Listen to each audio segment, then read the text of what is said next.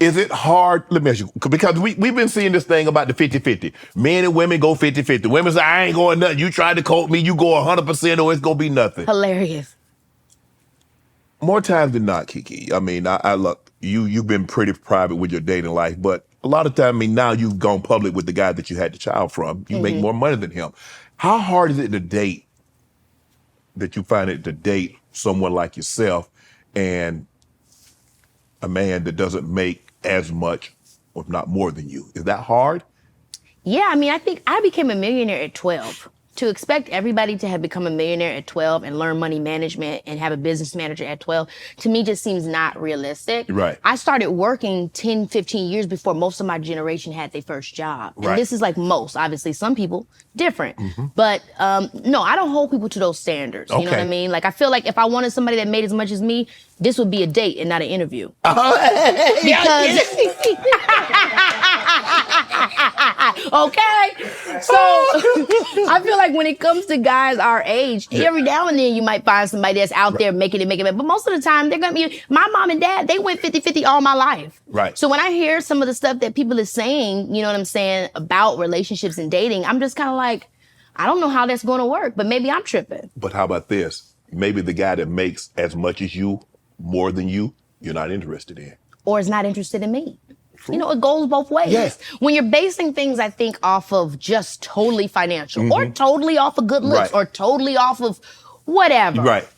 Your list becomes smaller and smaller and Correct. smaller and Yes, smaller. yes. And I also think, hey, you should have boundaries and limits. You can't, there is I'm too open. You know Yeah. what I'm saying? You Right. might find yourself with John Joe that live on the corner. Right. You know, so there has to be some leeway just as much as there has to be some twiddling it down. Right. But I don't necessarily agree with, you know, again, for everybody's lifestyle. Right. I don't need you to pay for everything for me. I actually prefer you to not to. I'll let you know when I would like for you to Right. spend something. We go half on something? We can go half on something possibly, you know, but I feel really like there's so much more that I would be looking forward to bring to the table than just what's in your pockets. I would look for you to provide things that I can't provide for myself. I think the thing is, for a man, looks are great, education is great, body, sex, whatever the female brings to the table, woman brings to the table. Yeah. What about peace? Can you bring a man peace? Because at the end of the day, if you don't bring him, no matter, at some point in time, it'll get so chaotic. I mean, I'm going to be real with you. That's what I want It you to do. depends on the day of the week. I don't know if I bring somebody peace all the time. God, You know, but I get, because who can? Come the hell on. Nobody is bringing nobody. You know, I'm being real. I'm somebody you could trust. Okay. Because sometimes I might be too much. Yeah. You know what I'm saying? But at least I have some business to head to. Yeah. You know, when I get on your nerves. Right, So okay. I think, you know, I'm realistic with what I expect. Okay. From people, Yes. from men and women. Okay. People gonna get on your nerves. And I use my parents as that example. Right. You don't get to 30 plus years without getting on somebody's nerves, without True. disappointing somebody, without Yeah. hurting somebody's feeling, without growing through something, Right. forgiving, loving, having compassion, understanding, and arriving at the place where you could say, huh, I really love you. Right. KeKe, when you have a disagreement, I remember the therapist told me this was like 30 years ago. She said, Shannon, are you arguing to be right or are you arguing for right? I'm arguing with us against the problem. But I have argued to be right. Ah, come on, you know. Yeah. You can I be have. right and lose a relationship, though. Yes, you can. You can. That's how you've learned. Yes. Yes. That's how you've learned. I definitely argued to be right, but then I learned that, okay, wait a minute. And I talk about this in my book too, where We're gonna get it's to a that. conversation Yes, though. It's a conversation that you have with yourself, right? Where you're like, oh, wait a minute.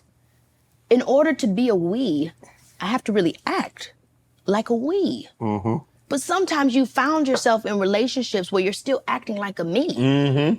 And then you have to ask yourself, do I even want to be a we? That's a real question that these is, days. absolutely. Do I really, and not even, I won't even say these days, all the time. But I think that obviously we're in a different place financially where some, you know, back in the day, women couldn't even stand on their own. But now that people, you know, can more often than not equally stand on their own, you're asking the question of, do I want to consider someone else? And I 100% do believe there is autonomy in deciding to commit yourself. I was having this conversation with my homegirl we were talking about how like, you know what, girl, I think I actually have been quite non-committal. And let me put it like this. A lot of people see non-committal and they think about guys. They want to have a bunch of options and da-da-da-da. Okay, well, no, I'm not non-committal in the sense where I wanted to have a bunch of options, but I knew that I did. And I had no patience for anyone that didn't fit in this little tiny box that I created for them. Right. And that's when I realized for myself, oh my gosh, that is also a version of being non-committal, because you're just not trying to commit to the realization that, girl, somebody's gonna get on your nerves. Exactly. You know, if you just keep trading everybody out, or you keep just moving on, or you cutting yourself off, then you're never gonna get to what ultimately commitment is, which is really loving and caring for somebody for being who they are and all that comes with that. And, you know, again, I think it's a choice. It's okay to not want that.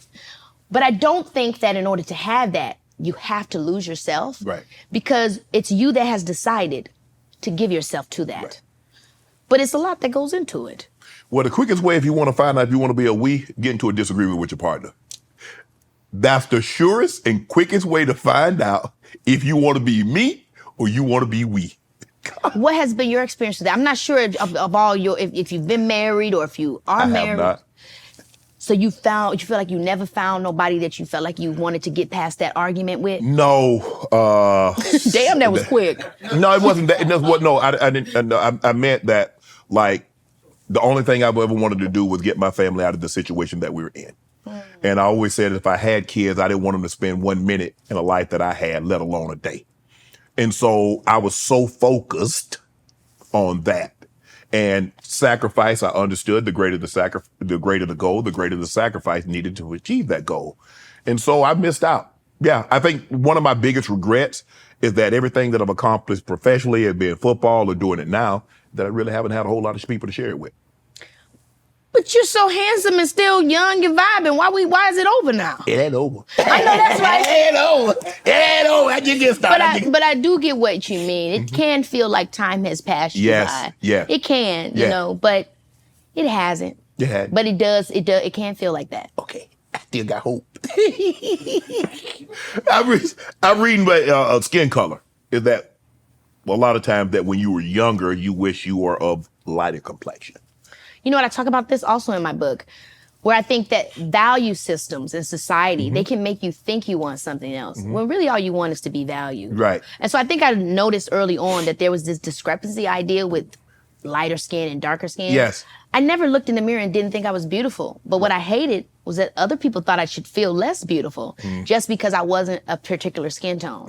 And I think we see this all the time with how people think that their body should be, or how people think that their face should be, or how people think that their hair should be. And some of that is, you know, just people wanting that. But then a lot of it is based on society's idea of what value is. So it's not really that you want the bigger butt or the smaller waist or the, you know, buccal fat removal or the lighter skin or the darker skin. It's really that you want to be seen of value. And so I talk a lot about like being able to pull back those layers of what really is at the root of what any of us want. Right. It's really just to be accepted. What do you, when people thought on social media, I saw where I was reading that they thought you were bleaching your skin. Yeah, I don't know why they thought that. I was like, man, KeKe on that Sammy Sosa.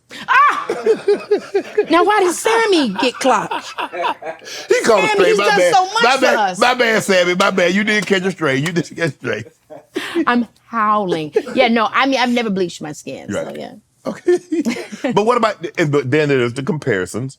You and Zendaya.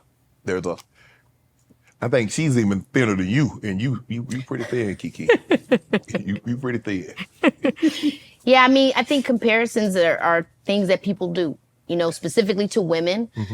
And then unfortunately, definitely in our community, they do it based on complexion. You know, I remember, again, I was talking about this in my book, and I go into greater detail, that it's one of those things for me where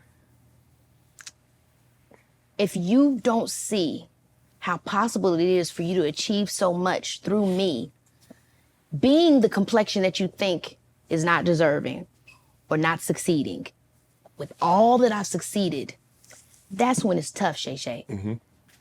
That's when it's tough for me, because I do all these things and I'm representing us. Right. So then you should know that that's a lie. Right. that you can, and by the way, I'm not the only one. There's Oprah Winfrey, Viola Davis, Taraji P. Henson, Angela Bassett, KeKe Palmer, Naomi Campbell, Megan Good. Megan Good. I mean, the list goes Go on. on. And so I think it's fighting against those social constructs that tell our people that because you're this, you can't be that. Because you're that, you can't be this. And so, it's kind of like let me go back to the drawing board and see what I can cook up. But it's one of those things where you can't really change people's perceptions of what their life can be. Right. And if it means diminishing you to agree to the status quo that I've accepted so that I don't push myself further, then that's what I'm going to do. But facts are the facts. Right. Want to join Club Shay Shay? Become an official member by hitting that subscribe button, where you never know who's going to be joining us for drinks and conversation. Don't be late to the party, because we like to do something before two something.